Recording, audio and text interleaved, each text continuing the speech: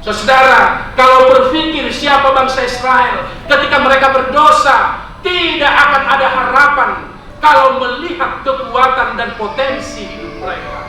Tetapi karena Allah mengembalikan kasih karunia itu, apa yang dikatakan teks kita, maka bangsa Israel, bahkan kota Yerusalem sebagai pusat bangsa itu akan kembali hidup di dalam semarak yang luar biasa.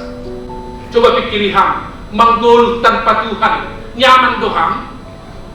Coba menggoluh lamrat pakon Tuhan.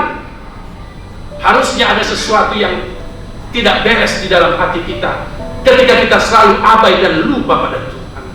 Nah, siapa soman, Tuhan akan selalu menjadi pintu solusi.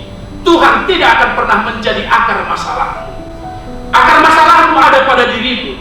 Jemaat kalender ini akan naik terus, akan tumbuh, indeksnya akan baik ketika semua orang yang di dalam jemaat itu punya kerinduan ingin membangun jemaat kalender menurut ukuran Allah.